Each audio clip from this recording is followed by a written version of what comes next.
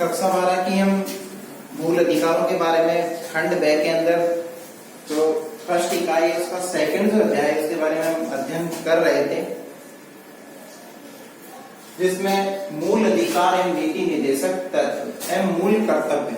तो हमने कुछ अधिकारों के बारे में जानकारी हासिल की और अब आगे हम कुछ अधिकार और हमारे बचे हुए थे, उन अधिकारों के अंदर और जानकारी हासिल करते हैं कि क्या है वो अधिकार। देखो, मूल अधिकारों की रक्षा के लिए, मूल अधिकारों की रक्षा के लिए सर्वोच्च न्यायालय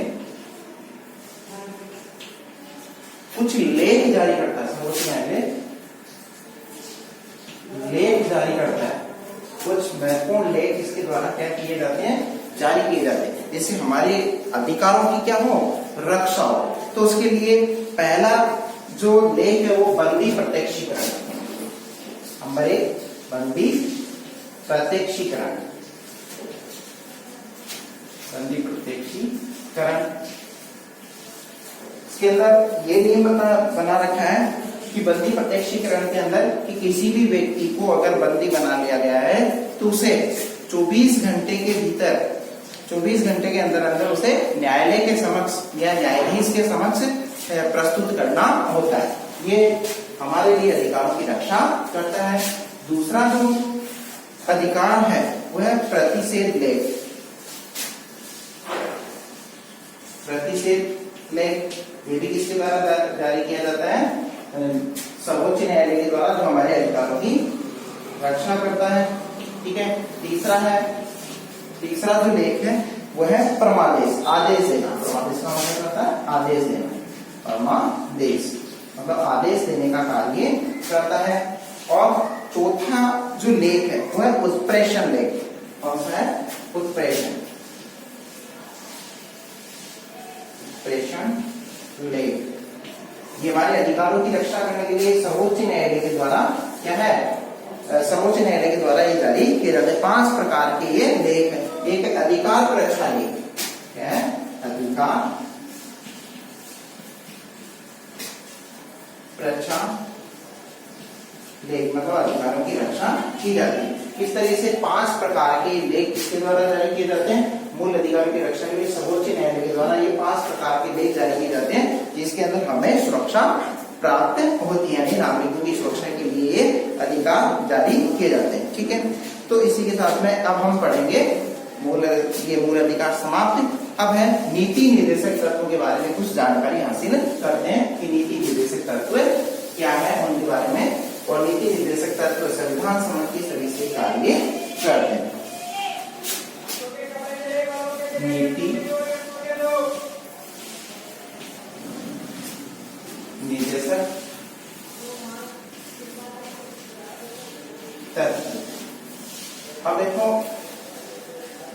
नीति निर्देशक तत्व जो कि ये क्या करते हैं कि ये कहां से लिए गए, आयरलैंड के संविधान से लिए। कहां से लिए गए नीति निर्देशक तत्व, आयरलैंड के संविधान से। अब इस विशेषताओं के अंदर पढ़ चुके हैं, आयरलैंड से लिए गए, आयरलैंड के संविधान से हमने इनको लिया है। ठीक है। तथा ये संविधान में कैसा कार्य करते हैं, ये संविधान निर्माताओं ने नीति निर्माण के लिए इनको लागू किया गया है। नीतियां बनाना, और नीतियां कैसी होती है, सरकार के लिए नीतियों का कार्य करती है, जो जनता की हितकारी नीतियां हो, जिससे जनता का अधिक से अधिक क्या हो, विकास हो। जन विकास के लिए ये नीतियां निर्धारित करने का काम नीति निर्देशक तत्व के माध्यम से किया जाता है। मूल अधिकार और नीति निर्देशक तत्व ये व्यक्ति को क्या प्रदान करते हैं, सुरक्षा प्रदान करते हैं, जैसे वो सर्वांगीण विकास कर सके। व्यक्ति क्या कर सके, सर्वांगीण विकास कर सके। ठीक है। और संविधान के भाग 4 में अनुच्छेद 36 से 51 तक इनका उल्लेख किया गया है। संविधान का कौन सा भाग 4, और कहां से अनुच्छेद कहां से कहां तक है इसमें, अनुच्छेद 36 से 51। ठीक है। और 12 से 35 क्या है, मूल अधिकार है। और भाग 3 के अंदर है, ठीक है। लेकिन नीति निर्देशक तत्व जो आइलैंड से लिए गए हैं भाग 4 के अंदर और अनुच्छेद 36 से 51 तक इनका उल्लेख किया गया है। इसमें ये इसके बारे में जानकारी दी गई। अब हम पढ़ेंगे नीति निर्देशक तत्वों का महत्व, उनके महत्व के बारे में करेंगे। नीति निर्देशक तत्वों का महत्व, नीति निर्देशक तत्वों का महत्व। अब इसका महत्व क्या है इसके बारे में हम अध्ययन करेंगे। नंबर 1 है शासन के लिए आचार संहिता। क्या है? शासन के लिए क्या बनाते हैं? आचार संहिता बनाते हैं, नियम बनाते हैं, आचार संहिता।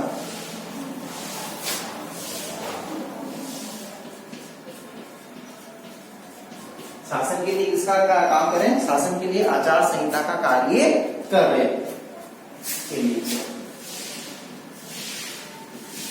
शासन के लिए आचार संहिता का कार्य क्या करते हैं? नीति निर्देश। ये जनता की शक्ति होते हैं। ये क्या होते हैं? जनता की शक्ति होते हैं। जनता की अपनी खुद की शक्ति होती है। आचार संहिता का जो कार्य कर रहे हैं, नियमों का जो कार्य कर रहे हैं कौन? नीति निर्देशक तत्व ये जनता की शक्ति होते हैं तथा जनता के प्रति उत्तरदायी, यानी जनता के प्रति क्या करते हैं? उत्तरदायी। कोई भी सरकार इनकी अवहेलना नहीं कर सकती। यानी जो सरकार है वो जनता के प्रति क्या रहती? उत्तरदायी रहती। और वो सरकार जनता के अधिकारों की अवहेलना नहीं कर सकती। जनता के लिए इसे क्या करना पड़ता है? कार्य करना होता है। किसे करना पड़ता है? ये कार्य किसे करना पड़ता है? नीति निर्देशक तत्वों को करना होता है, सरकार को करना होता है जनता के लिए। क्योंकि जो सरकार का जो निर्माण वो हमारे द्वारा ही हुआ है, तो वो उसका उत्तरदायित्व किसके प्रति? हमारे प्रति ही रहेगा। इस तरीके से कार्य करती। दूसरा है इसका लोक कल्याणकारी राज्य की रूपरेखा। दूसरा जो पॉइंट है वो क्या है? लोक कल्याणकारी, लोक कल्याणकारी राज्य की रूपरेखा तय की जाती है। रूपरेखा तय करना, ये किसका कार्य है? नीति निर्देशक तत्वों का। यानी लोक कल्याणकारी राज्य के लिए नियम वगैरह बनाना, उसके लिए रूपरेखा तय करना, ऐसे लोक कल्याणकारी राज्य की स्थापना करना। यानी ऐसे लोक कल्याणकारी राज्य की स्थापना करना। कैसे लोक कल्याणकारी राज्य की स्थापना करना? इसमें आर्थिक व सामाजिक लोकतंत्र का समावेश है। मतलब लोक कल्याणकारी राज्य की रूपरेखा किस तरीके से? एक ऐसा राज्य जो कैसा होना चाहिए? जिसमें सामाजिक व आर्थिक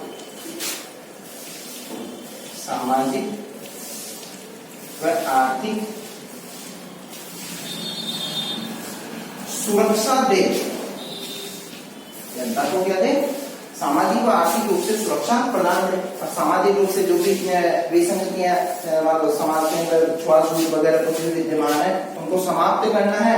और आर्थिक सुरक्षा से तात्पर्य यह है कि लोगों के लिए नए नए रोजगार के अवसर उपलब्ध करवाना, जन योजनाएं लागू करना, ऐसी कई योजनाओं का संचालन करना जिससे वो उनको रोजगार के अवसर उपलब्ध करवाना, जिससे वो अपना सर्वांगीण विकास कर सके। ठीक है। अब इसका जो नेक्स्ट पॉइंट है वो शासन के मूल्यांकन का आधार। तीसरा है शासन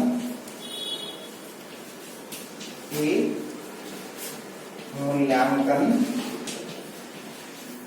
का आधार।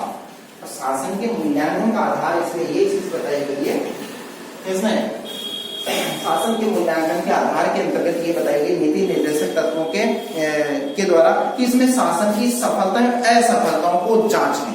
शासन का किस हद तक सफल है और किस हद तक असफल है, तो उसकी सफलता और सफलता का क्या किया जाता है? एनालिसिस किया जाता है। उसका वो निकाला जाता है, यानी उस पर मंथन किया जाता है कि वो शासन किस हद तक सही तरीके से रहा है या कहां तक ये सही तरीके से कार्य कर रहा है। ये सब कुछ जानकारी उससे हासिल की जाती है। ठीक है। उसके लिए मानदंड तय किए जाते हैं।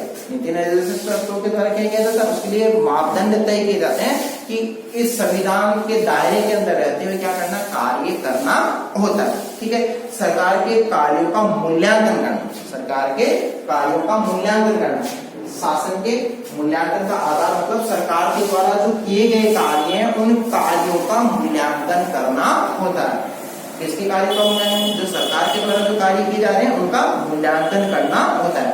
और चौथा है संविधान के क्रियान्वयन में सहायक, यानी चौथा है संविधान के क्रियान्वयन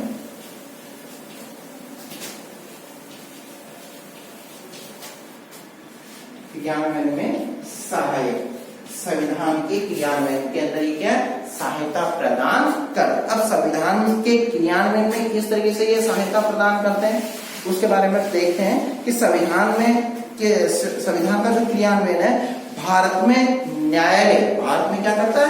न्यायालय संविधान, यानी भारत में न्यायालय संविधान की व्यवस्थाओं की कार्य नीतियों का निदेशक होता है। यानी जो भारत में जो न्यायालय है वो संविधान की जो कार्य नीतियां उनका वो निदेशक के रूप में, यानी उनको निर्देशित करता है कि तुम्हें इस तरीके से कार्य करना है। अगर सरकार सही तरीके से कार्य संचालित नहीं कर पाती है, अपनी मनमर्जी कर लागू करती है, तो उसे न्यायालय क्या कर सकता है? उनको प्रतिबंधित कर सकता है, उनको रोक सकता है। ये सभी न्यायालय के पास में अधिकार होता है। तभी तो न्यायपालिका क्या बताई गई? स्वतंत्र न्यायपालिका बताई गई। ठीक है। पांचवा है सामाजिक आर्थिक परिवर्तन में सहायक। पांचवा है सामाजिक आर्थिक परिवर्तन में सहायक। अब देखें कि किस तरीके से है सामाजिक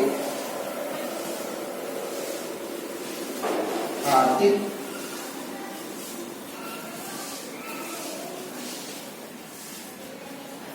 परिवर्तन में सहायक।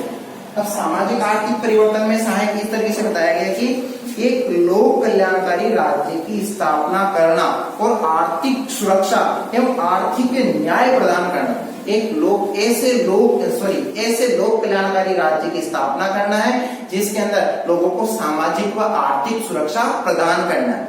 ये आर्थिक सुरक्षा प्रदान करना, न्याय प्रदान करना, और उसके लिए क्या करना? न्याय प्रदान करना। और लोगों के जीवन स्तर में सुधार, लोगों के जीवन स्तर में अधिक से अधिक क्या लाना है? सुधार लाना है। और जिसमें शिक्षा, रोजगार, स्वास्थ्य सेवाएं इत्यादि उपलब्ध करवा के लोगों को क्या उपलब्ध करवाई जाती है? उनको आर्थिक, सामाजिक व आर्थिक रूप से उसकी क्या की जा सकती है? सहायता की जा सकती है। इस तरह से कार्य करता है। सामाजिक आर्थिक परिवर्तन में सहायक नीति निदेशक तत्व इस तरीके से वो कार्य करता है। ठीक है। अब नीति निर्देशक तत्व के क्रियान्वयन के महत्वपूर्ण उदाहरण के तौर पे हम अध्ययन कर सकते हैं कि किस तरीके से ये नीति निर्देशक तत्व जो है किस तरीके से कार्य करता है, किस तरीके से इसका कार्य करना है।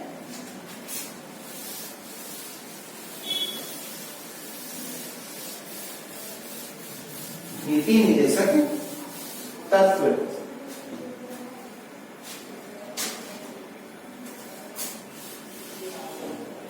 नीति निर्देशक तत्वों के क्रियान्वयन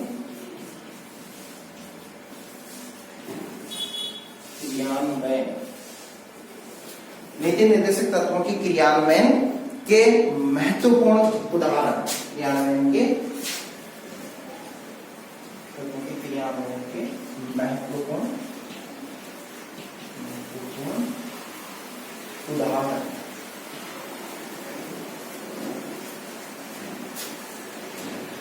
नीति निर्देशक तत्वों के क्रियान्वयन के महत्वपूर्ण उदाहरण के अंदर पहला है भूमि सुधार। भूमि सुधार का कार्य किसके द्वारा किया जाता है? नीति निर्देशक तत्वों के द्वारा। भूमि में सुधार, भूमि में सुधार किस तरीके से होता है इसके बारे में हम अध्ययन करते हैं कि भूमि सुधार का जो कार्य है इसमें बताया गया है कि संविधान की 9वीं अनुसूची, संविधान की कौन सी अनुसूची? 9वीं अनुसूची। कितनी अनुसूचियां? 12 अनुसूचियां ना, जिसमें से 9वीं अनुसूची क्या बताती है? संविधान की जो 9वीं अनुसूची 1951 भूमि सुधार, इसमें क्या किया गया? 1951 के अंदर एक कानून बनाया गया कि भूमि सुधार, जिसमें जमींदारों जागीरदारों के प्रभाव से भूमि को क्या करना है? मुक्त करना है। भूमि सुधार का कार्य किस तरीके से किया गया? 9वीं अनुसूची 1951 के अंदर जो किया गया सुधार, उसमें ये लिखा गया है कि जमींदारों और जागीरदारों से भूमि को क्या करना, मुक्त करवाना। उन लोगों के पास में ये भूमि होनी चाहिए जो कि क्या है कि इस पे कृषि कार्य कर सके, यानी जो काश्तकार लोग हैं उनको अधिक से अधिक भूमि उपलब्ध करवाना है। भूमि सुधार का कार्य है। फिर जो नेक्स्ट है इसका वो बताया गया है कि पंचायती राज और स्थानीय स्वशासन। दूसरा पॉइंट है पंचायती राज, पंचायती राज व स्थानीय स्वशासन, स्वशासन। अब देखो पंचायती राज व स्थानीय स्वशासन के अंतर्गत ये बताया गया है कि पंचायती राज और स्थानीय स्वशासन की इकाइयां जैसे, अब इनकी इकाइयां कैसे हैं, पंचायती राज व स्थानीय स्वशासन की इकाइयां दो प्रकार की इकाइयां हैं। एक होती ग्रामीण स्तर पे, ठीक है, और दूसरी होती है शहरी स्तर पे, इसे शहरी निकाय कहते हैं। अब ग्रामीण स्तर पे है और जो शहरी स्तर पे है उनमें अलग अलग। ग्रामीण स्तर पे ग्राम पंचायत होती है, ग्राम पंचायत, और ग्राम पंचायत के बाद में पंचायत समिति होती है, पंचायत समिति। पंचायत समिति के बाद में है जिला परिषद, जिला परिषद, और इसी तरह से नगर पालिका,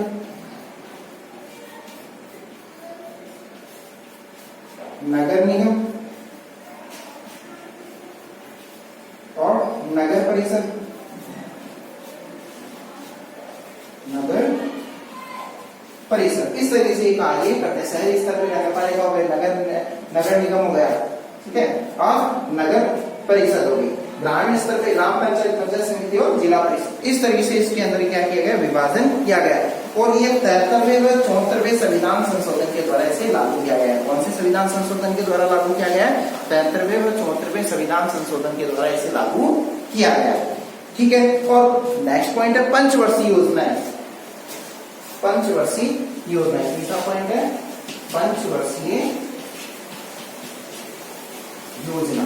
अब पंचवर्षीय जो योजना है वो क्या है, देखो पंचवर्षीय योजना है वो है नीतियों का निर्धारण किया जाता है। इस तरीके से 5 साल के टारगेट बनाया जाता है और उसके अंदर जन कल्याणकारी योजनाएं या फिर राष्ट्र की समृद्धि के लिए ऐसी योजनाएं बनाई जाती है, जिसके तहत क्या किया जाए कि पंचवर्षीय योजनाओं के माध्यम से कोई भी ऐसा फोकस कर लिया, जैसे कि ऊर्जा के क्षेत्र के अंदर उन्नति करनी है, ठीक है, या फिर खाद्यान्न के क्षेत्र में हरित क्रांति का नाम सुना होगा, श्वेत क्रांति का नाम सुना होगा। ये पंचवर्षीय योजनाओं के माध्यम से क्या किया गया, देश के विकास के लिए सरकार के द्वारा ऐसी योजनाओं का संचालन किया गया है, ठीक है। तो पंचवर्षीय योजनाएं। अब है कमजोर वर्गों का कल्याण। चौथा पॉइंट है कमजोर वर्गों के कल्याण।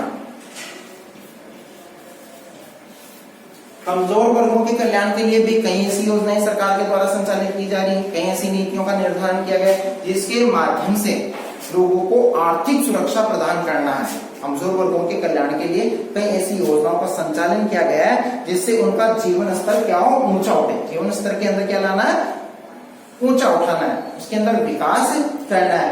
और जिसमें चुनाव में महिलाओं को चुनाव के अंदर महिलाओं को ज्यादा से ज्यादा क्या है, मतदान का अधिकार दिलाना। पहले ये अधिकार नहीं थे तो उनको ये अधिकार दिलाया गया था।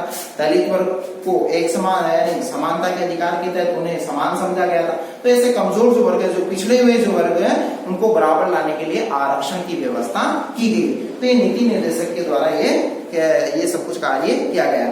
फिर है सातवां सामाजिक सुरक्षा प्रदान करना। सामाजिक सुरक्षा प्रदान करना।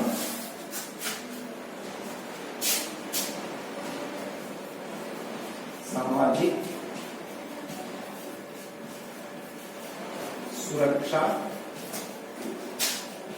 प्रदान करना, ये सब कुछ कार्य किसके द्वारा किए जाते हैं, नीति निर्देशक तत्व के द्वारा। अब सामाजिक सुरक्षा किस तरह से कि नागरिकों का सामाजिक उत्थान, नागरिकों का अधिक से अधिक क्या हो, सामाजिक उत्थान हो। और नागरिकों का सामाजिक उत्थान किस तरीके से, जैसे जनजातियों के जीवन स्तर को ऊंचा उठाना, जनजातियों के जीवन स्तर को क्या करना है, ऊंचा उठाना है। और उनको इस तरीके से उनके लिए राष्ट्रीय योजनाएं उनके लिए संचालित करना, उनके लिए रोजगार गारंटी जैसी योजनाएं संचालित की गई है, जिससे लोगों को अधिक से अधिक रोजगार उपलब्ध हो सके। तो उनका आर्थिक स्तर सुदृढ़ होगा तो समाज के अंदर उनका स्टेटस बढ़ेगा और वो अपने आप को सुरक्षित महसूस करने लगेंगे। इस तरीके के कार्य किनके द्वारा किया जाता है? सरकार के द्वारा कार्य किए जाते हैं इन नीतियों के माध्यम से। बड़े उद्योगों का राष्ट्रीयकरण करना, बड़े उद्योगों का राष्ट्रीयकरण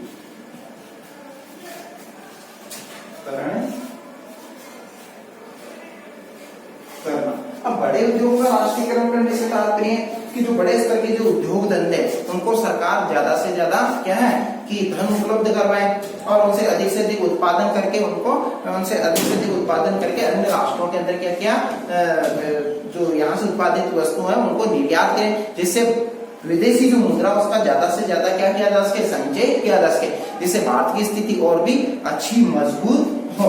तो इस तरीके के कार्य बड़े उद्योगों को राष्ट्रीयकृत करके और सरकार के द्वारा उनको अनुदान देके और अधिक से अधिक उत्पादन करके और उससे बाहरी मुद्रा का संचय करना होता है, जिससे भारत की स्थिति अंतर्राष्ट्रीय स्तर पे क्या हो, मजबूत हो। तो ऐसे कार्य इनके द्वारा किए जाते हैं। और न्यायिक व्यवस्था में सुधार, अगला है न्यायिक व्यवस्था में सुधार। अब न्यायिक व्यवस्था में कैसे सुधार करना? न्यायिक व्यवस्था में इस तरीके से सुधार करना है कि सस्ता व सुलभ न्याय उपलब्ध करवाने। न्याय कैसा होना चाहिए? सस्ता व सुलभ, कम समय के अंदर फैसले देना, जिससे लोग क्या अपने आप को सुरक्षित में, लंबी प्रक्रियाएं चलती रहती है तो ऐसी छोटी छोटी अदालतें स्थापित करना, यानी न्यायिक व्यवस्था में सुधार करके इस तरीके से है कि सस्ता और सुलभ न्याय उपलब्ध हो जाए, सस्ता और सुलभ न्याय उपलब्ध हो जाए, ठीक है। और लोक अदालतें, छोटे स्तर पे क्या है, लोक अदालतें, इससे क्या है कि कम समय में ही और अधिक से अधिक क्या है ऐसे विवादों का समाधान हो सके, छोटे स्तर पे उनका समाधान हो जाए। ऐसी व्यवस्थाएं किसके द्वारा की जाती है? न्याय व्यवस्था सरकार के द्वारा की जाती है नीति निर्देशक तत्वों के तहत, ठीक है। अब अनिवार्य निःशुल्क प्राथमिक शिक्षा का प्रावधान किया गया, अनिवार्य एवं निःशुल्क शिक्षा का प्रावधान लागू किया गया है। अनिवार्य एवं निःशुल्क शिक्षा का प्रावधान, इस तरीके से क्या है कि अनिवार्य निःशुल्क शिक्षा उपलब्ध करवाना है इसके द्वारा, सरकार के द्वारा, जिससे 6 से 14 वर्ष के जो विद्यार्थी हैं,